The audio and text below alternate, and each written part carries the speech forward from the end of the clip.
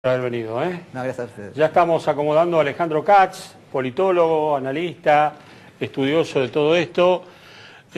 Bueno, Mariano, parece que tu apreciación de que el cuadro político va a cambiar era correcta, ¿no? Con esto de Gualeguaychú. Yo creo que sí. Además, yo miraría otro costado, Charlie, que es que apareció el partido político, apareció el radicalismo.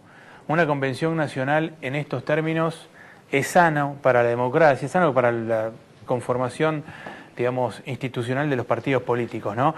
En el peronismo hace varios años que no se eligen autoridades por el voto de los afiliados, no hay congresos partidarios en donde haya debate. Sí hay congresos partidarios en donde se reúnen y viene Zanini con Jorge Landó con un mensajito de la presidenta. El último documento. Claro, y se vota todo eso. Ahora, en el radicalismo ayer hubo discusión, hubo debate y hubo una parte que aceptó la parte mayoritaria. Vamos a ver eso, ¿eh? Bueno, esperemos que sea así, por lo menos es lo que dicen ahora, ¿no? Alejandro Katz, buenas noches. Gracias por venir. Es un contrario, gracias a ustedes. ¿Cómo está viendo el cuadro político hoy en la Argentina? No sé cuánto agregar a todo lo que se dijo. No, usted tiene para agregar, perdóneme. Pero yo creo que hay diferentes miradas que deberíamos poner sobre el cuadro político hoy en Argentina. Hay una mirada que no creo que sea falsa ni que debamos desmerecer, pero es la que supone una racionalidad de los actores políticos tal como hablaron en esta mesa. Es decir, supone la existencia de una política democrática republicana en la que se expresan ideas, intereses, expectativas, etc. Pero limitarse a esa mirada nos hace perder de vista que hay una Argentina que no participa de ese sistema de superficie. Una Argentina en la que la política esté implicada, no es solamente una Argentina de la marginalidad o de la ilegalidad, es una Argentina en la cual sectores muy importantes de la política construyen subterráneamente mundos de órdenes clandestinos, órdenes criminales, órdenes mafiosos, que cada vez están teniendo más relevancia en relación con aquello que vemos y de lo que hablamos. Aparecen más. Están enviando a la marginalidad a un racional republicano que parece tener muy poca influencia sobre la realidad, que puede influir sobre la vida de algunas personas que participan de eso, pero no sobre la realidad de la Argentina o de los ciudadanos de la Argentina. Me interesa saber cómo ve la salida de Cristina Kirchner. ¿Tiene salida Cristina Kirchner con una presidenta muy investigada por la justicia? Probablemente en los próximos meses se alivianen algunas medidas judiciales respecto de ella y su familia, pero ¿cómo va a ser su regreso al llano o su regreso a una banca? Porque ella viene del Congreso, ¿no? Yo no lo sé, creo que hay un terreno especulativo en el que muchos imaginamos que la búsqueda de fueros para la protección del sí, o para ser de causas, la dirigente de la oposición. Sí, eso sí, pero también para la protección en causas judiciales que están en marcha. Creo que todos imaginamos que esto es lo que va a ocurrir. Yo no sé cómo puede ser esta persona fuera del poder después de tantos años de haber ejercido el poder o haber disfrutado de él con tanta autoridad. Pero creo que una pregunta distinta de qué imaginamos que puede pasar con la presidenta al dejar el gobierno es la pregunta acerca de cómo quisiéramos que pasen esas cosas. Y ahí yo tengo dos comentarios. Por supuesto, queremos una transición ordenada, bajo todas las reglas constitucionales, etcétera, etcétera, etcétera, en el momento oportuno, ni un día antes ni un día después. Pero yo creo que la condición para el éxito de mediano plazo de esa sucesión, para el éxito de mediano plazo de este país, es que haya una gran investigación judicial que exceda a la presidenta, que exceda a Vudú, que exceda, quiero decir, los biólogos hablan de las especies carismáticas para concentrar la atención del público en las necesidades de protección de la naturaleza, etc. El delfín, la ballena, especies que son... La moral en la política busca especies carismáticas para sancionar, en un sentido inverso. Claro. María Julia, vudú, lo que un filósofo llamaba el chivo expiatorio, ¿no? ¿Cómo funciona? Y yo creo que hay que evitar la trampa del chivo expiatorio para reintroducir un sistema normativo con capacidad sancionatoria en un sentido muy amplio. No es la presidenta, es el director de un hospital público. Correcto. En el que se roban insumos o bienes, es el sindicalista de ese ¿Pero da el hospital. sistema para eso? ¿Da para una acusación y para una justicia que determine una sentencia? El sistema, o eso que llamamos el sistema, no solo no da, sino que no lo quiere.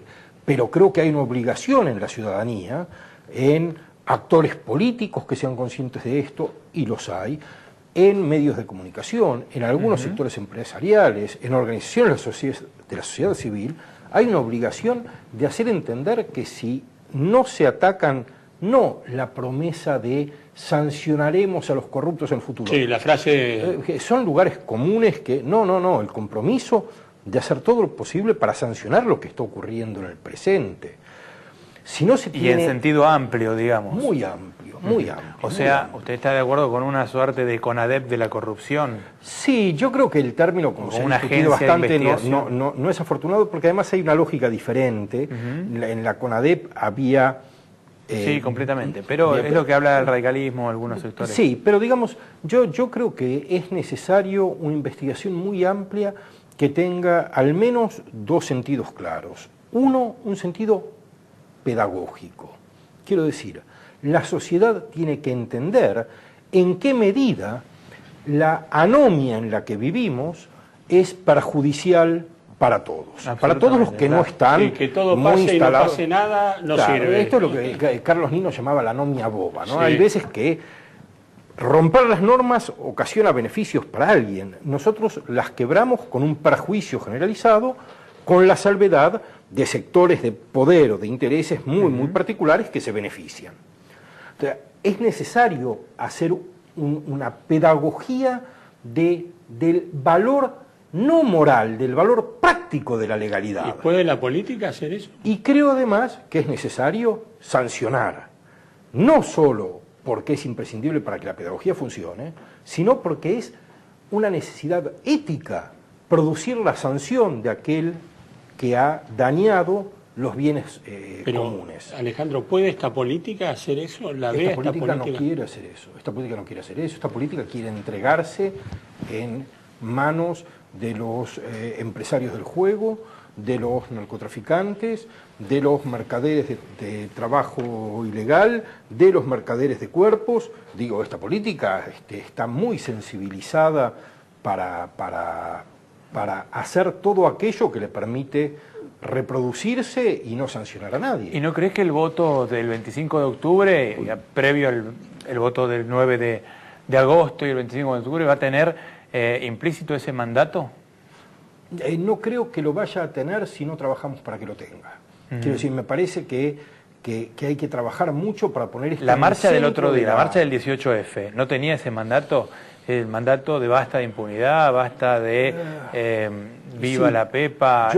Yo creo, es muy difícil saber, porque una de las particularidades de esa marcha, ¿no?, es el carácter múltiple de sus participantes. Sin duda, y como dijo el gobierno, era una marcha de clase media, sí, porque las reivindicaciones eran abstractas, justicia, no la impunidad, etcétera, y esas son reivindicaciones. Y porque en la Argentina hay mucha clase media, felizmente. Así es, yo porque estoy de acuerdo. si no hubiera clase media no podría marchar, digamos. Yo estoy de acuerdo. No somos Venezuela, con todo el respeto que uno tiene por Venezuela, pero las grandes marchas en Venezuela a lo mejor están más limitadas, porque bueno, predomina yo creo otro tipo de composición social. Digo, esto lo decía Borges, Claro. Borges despreciaba. No, porque a se los desprecia ricos, la clase media como si no votara, no tuviera derechos, ¿no? No, y además es muy importante para la cultura de nuestro país, de un país en general. No queremos países de ricos y de pobres, queremos países donde la sociedad converja hacia una justicia distributiva razonablemente, Claro. que razonablemente funcione. Ahora, en esa marcha había muchas voluntades, no había una consigna, y eso era parte de lo que la enriquecía, pero también es lo que la debilita en el sentido de que si no hay una representación política que articule ese malestar, el malestar se diluye. Y en este momento no hay una representación política que articule ese malestar. Claro. La clase política demoró un mes en hacer una audiencia pública en el Senado después de la muerte de Nisman, en lugar de hacerla al día siguiente de la muerte de Nisman, convocando incluso al gobierno a esa audiencia pública para hacer un frente común de la clase política contra la muerte irrumpiendo en la Alejandro, escena. retomo su razonamiento del principio. Ese es un mundo con el cual la política termina aliándose, esas mafias. Digo, ¿la Argentina tiene alguna expectativa en ese cuadro de poder vencer un flagelo como el narcotráfico que tanto preocupa? Yo soy muy escéptico y quiero ser claro, porque no quiero que parezca una cuestión de optimismo o pesimismo. Creo que el optimismo tiene que ver con la creencia, con la fe, con... El escepticismo tiene que ver con el modo en el que uno procesa información preexistente. Y la información preexistente indica que estos problemas se agravan en la Argentina, no se acotan. Por tanto, hasta que no haya suficiente fundamento para pensar que se pueden acotar, no podemos más que creer que se van a seguir agravando. Que hay que hacer algo es imperioso. Que se pueda hacer, no lo sé. Nos queda un minuto, esta vez en serio, dale. Sí, sobre ese tema me interesaba, la presidenta hizo una apología del consumo de drogas en el último discurso, cuando dijo que los ricos consumen, como si todos los ricos consumieran, ¿no?, de la buena. Y entonces dijo, bueno, que estigmatizan a los pobres que consumen Paco. El mensaje era, si vos sos pobre y consumís Paco, no te hagas problema, estás en regla porque los perversos son los ricos que te estigmatizan, ¿no? ¿Con ese tipo de discurso se puede avanzar en algo con el tema de la droga? No, yo creo que con el discurso presidencial no se puede avanzar en ninguno de los temas relevantes para el país.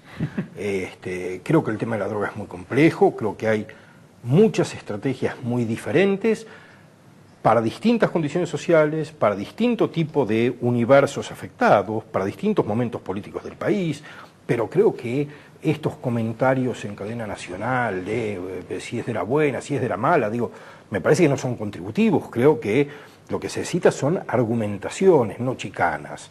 Y en Argentina hoy carecemos de argumentaciones y el gobierno, a pesar de la extensión del relato y de la extensión de los discursos, Alejandro, carece de una capacidad argumentativa. Alejandro, muchas gracias por haber venido. Fue un gusto enorme, serio. Mariano, como siempre, muchísimas gracias. Gracias a vos, Charlie, un gusto.